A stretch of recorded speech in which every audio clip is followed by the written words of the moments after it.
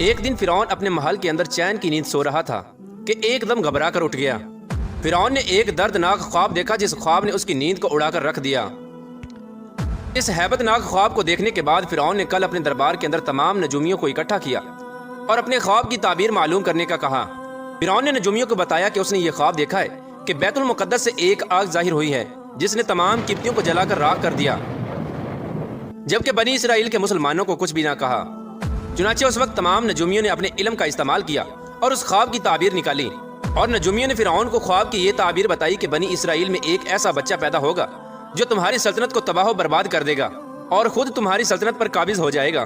چنانچہ فرعون نے اس خواب کی تعبیر سن کر اپنی سلطنت کے چھن جانے کے خوف سے قبطیوں کو یہ حکم جاری کیا کہ بنی اسرائیل کے ہر گھر کی نگرانی کی جائے اور جس گھر میں بھی بچہ پیدا ہو اس کو قتل کر دیا جائے، اور بنی اسرائیل کے مردوں کو روک دیا جائے کہ وہ اپنی عورتوں کے بالکل بھی قریب نہ جائیں۔ چنانچہ اس طرح فرعون کا حکم پاتے ہی بنی اسرائیل کے ہر گھر کی نگرانی ہونے لگی، اور بنی اسرائیل کے مسلمانوں کے گھر میں جو بھی بچہ پیدا ہوتا اس کو قتل کر دیا جاتا۔ لیکن اللہ تبارک و تعالیٰ کی تقدیر میں جو کچھ لکھا تھا وہ ہو کر ہی رہنا تھا۔ اسی قتل و غارت کے دوران اللہ تبارک و تعالیٰ کی قدرت سے 2 بچے ایسے پیدا ہوئے جو اس قتل و غارت سے بچ گئے، اور اللہ تبارک و تعالیٰ کی قدرت یہ کہ ایک بچہ فرعون کے گھر میں پرورش پانے لگا، اور دوسرا بچہ جس کو اس کی ماں نے قتل کے ڈر سے ایک دور پہاڑ کے اندر چھوڑ دیا تھا، اس کی پرورش کے لیے اللہ تبارک و تعالیٰ نے اپنے سب سے مقرب فرشتے حضرت جبرائیل علیہ السلام کی ڈیوٹی لگائی۔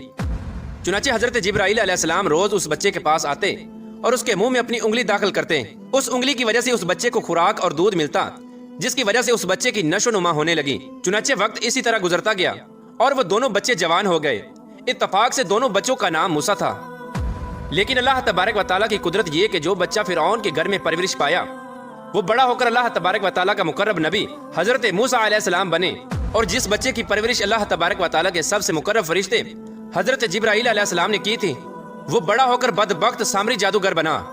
پیارے دوستو، ادھر جب فرعون کا ظلم و ستم حد سے بڑھنے لگا تو اللہ تبارک و تعالیٰ نے اپنے پیارے نبی حضرت موسیٰ علیہ السلام کو یہ حکم جاری کیا کہ وہ اپنی قوم کو لے کر مصر سے روانہ ہو جائیں، اور اللہ تبارک و تعالیٰ فرعون پر دردناک عذاب نازل فرمانے والا ہے۔ چنانچہ حضرت موسیٰ علیہ السلام اللہ تبارک و تعالیٰ کے اس حکم کی تکمیل کرتے ہوئے اپنی قوم کو لے کر مصر سے روانہ ہو گئے۔ چنانچہ جب حضرت موسیٰ علیہ السلام اور باقی تمام مسلمان دریائے نیل کے قریب پہنچے تو ادھر فرعون کو یہ خبر ملی کہ حضرت موسیٰ علیہ السلام اور اس کی قوم مصر کو چھوڑ کر جا رہے ہیں۔ یہ خبر سنتے ہی فرعون نے اپنے لشکر کو تیار کیا اور اپنے لشکر کو یہ حکم دے دیا کہ بنی اسرائیل کے تمام مسلمانوں کو اور حضرت موسیٰ علیہ السلام کو قتل کر دیا جائے۔ چنانچہ فرعون کا لشکر حضرت موسیٰ علیہ السلام کے لشکر کا تعاقب کرتے ہوئے ان کے پیچھے چل پڑا۔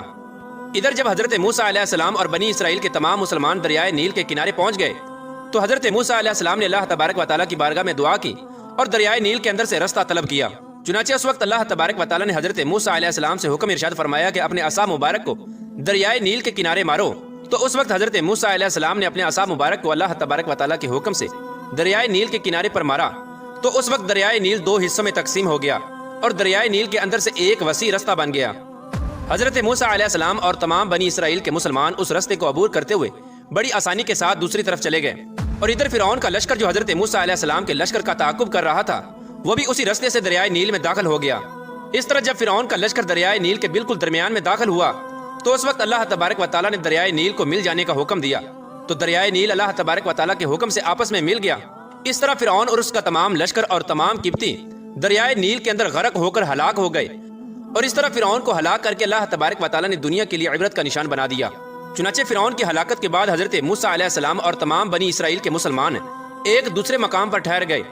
کچھ عرصے بعد اللہ تبارک و تعالیٰ نے حضرت موسیٰ علیہ السلام کو یہ حکم دیا کہ وہ اپنی قوم کو لے کر دوبارہ مصر میں واپس چلے جائیں۔ حضرت موسیٰ علیہ السلام اللہ تبارک و تعالیٰ کا یہ حکم پاتے ہی اپنی قوم کو لے کر مصر کی طرف روانہ ہو گئے۔ اللہ تبارک و تعالیٰ نے بنی اسرائیل کے مسلمانوں پر یہ فضل کیا کہ فرعون کے تمام تر محلات اور تمام تر خزانے بنی اسرائیل کے مسلمانوں کے سپرد کر دیے گئے۔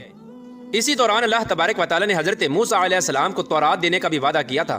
اللہ تبارک و تعالیٰ نے حضرت موسیٰ علیہ السلام سے یہ حکم ارشاد فرمایا تھا کہ وہ 30 دن اور 10 دن مزید روزے رکھیں۔ اس کے بعد اللہ تبارک و تعالیٰ حضرت موسیٰ علیہ السلام کو ایک ایسی کتاب دے گا جس کتاب کے اندر اس قوم کے تمام شرعی اصول ہوں گے، جس کے اوپر عمل کر کے یہ قوم اپنی زندگی گزارے گی، اور جس کتاب کے اندر اس قوم کی شریعت ہوگی۔ چنانچہ اس وقت حضرت موسیٰ علیہ السلام نے اپنے بھائی حضرت ہارون علیہ السلام کو قوم بنی اسرائیل پر خلیفہ مقرر کیا، اور خود اللہ تبارک و تعالیٰ کا یہ حکم پورا کرنے کے لیے کوہ طور پہاڑ پر چلے گئے، اور حضرت موسیٰ علیہ السلام کوہ طور پر جا کر اللہ تبارک و تعالیٰ کی عبادت میں مشغول ہو گئے اور روزے رکھنے لگے۔ चुनाचे हजरत मूसा अलैहिस्सलाम दिन में रोजा रखते और दिन रात अल्लाह तबारक व तआला की इबादत में मसरूफ रहते। इस तरह जब हजरत मूसा अलैहिस्सलाम कोहे तूर पर तशरीफ ले गए तो इधर सामरी जादूगर को फसाद फैलाने का मौका मिल गया और मूसा सामरी ने बनी इसराइल के तमाम मुसलमानों को बहकाना शुरू कर दिया। चुनाचे सामरी जादूगर ने बनी इसराइल के मुसलमानों के पास जितना भी सोना था वो तमाम सोना इकट्ठा किया और आग के अंदर दाखिल कर दिया। इस तरह वो तमाम सोना देखते ही देखते एक बछड़े की सूरत इख्तियार कर गया। सामरी जादूगर ये मंजर देखकर बहुत खुश हुआ। उसने उस बछड़े को उठाया और एक महफूज मकाम पर रख दिया और सामरी जादूगर ने उस बछड़े के मुंह में वो मिट्टी फूंकी जो सामरी जादूगर ने हजरत जिब्राइल अलैहिस्सलाम के घोड़े के पांव के नीचे से उठाई थी।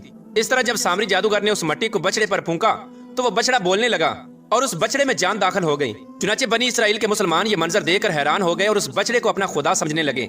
उस वक्त सामरी जादूगर ने माअज़ अल्लाह बनी इसराइल के मुसलमानों को बहकाना शुरू कर दिया और बनी इसराइल के मुसलमानों से ये कहने लगा कि हजरत मूसा अलैहिस्सलाम जिस खुदा की तलाश में गए हैं वो खुदा तो हमारे पास है और माअज़ अल्लाह हजरत मूसा अलैहिस्सलाम वहाँ पर हलाक हो गए हैं। चुनाचे सामरी जादूगर ने तमाम बनी इसराइल के मुसलमानों को उस बछड़े के सामने जमा किया और उस बछड़े से पूछा कि बता तू कौन है। तो बछड़े के अंदर से आवाज आई कि मैं बनी इसराइल और मूसा का खुदा हूँ।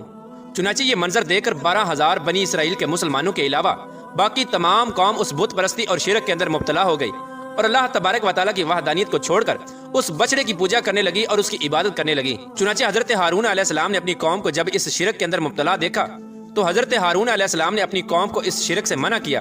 हजरत हारून अलैहिस्सलाम ने कहा कि अल्लाह तबारक व तआला एक है, उसका कोई शरीक नहीं। तुम अल्लाह तबारक व तआला को छोड़कर इस बछड़े की इबादत क्यों करते हो। उस वक्त उस बदबख्त कौम ने जो कि शिरक के अंदर मुब्तला हो चुकी थी उन्होंने हजरत हारून अलैहिस्सलाम को कत्ल करने की धमकी दी। चुनाचे हजरत हारून अलैहिस्सलाम उस वक्त इस धमकी की वजह से खामोश हो गए। चुनाचे उधर जब हजरत मूसा अलैहिस्सलाम अल्लाह तबारक व तआला के साथ हम कलाम होकर और तौरात लेकर वापस आए तो अपनी कौम को इस शिरक के अंदर मुब्तला देखा। आपने देखा कि आपकी कौम उस बछड़े की पूजा कर रही है।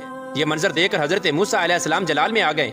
हजरत मूसा अलैहिस्सलाम ने गजबनाक होकर अपने भाई हजरत हारून अलैहिस्सलाम को बालों और दाढ़ी मुबारक से पकड़ा और आपको झंझोड़ने लगे और हजरत मूसा अलैहिस्सलाम अपने भाई हजरत हारून अलैहिस्सलाम से पूछने लगे कि आपने इस कौम को बुत परस्ती से क्यों न रोका और ये कौम बुत परस्ती के अंदर किस वजह से मुब्तला हो गई जबकि मैं आपको इस कौम पर खलीफा मुकर्रर करके गया था। तो उस वक्त हजरत हारून अलैहिस्सलाम ने हजरत मूसा अलैहिस्सलाम को बताया कि ए मेरे भाई, मैंने इस कौम को बहुत रोका, करीब था कि ये कौम मुझे कत्ल कर देती। चुनाचे उस वक्त हजरत हारून अलैहिस्सलाम ने हजरत मूसा अलैहिस्सलाम को सारा माजरा सुनाया और इस सारे माजरे का जिम्मेदार मूसा सामरी को ठहराया। हजरत हारून अलैहिस्सलाम ने हजरत मूसा अलैहिस्सलाम को बताया कि आपकी सारी कौम मूसा सामरी की वजह से इस शिरक के अंदर मुब्तला हुई है और ये तमाम लोग सामरी जादूगर की वजह से इस बछड़े की पूजा करने लगे हैं। उस वक्त हजरत मूसा अलैहिस्सलाम ने सामरी जादूगर से पूछा कि तुमने ये शिरक क्यों किया।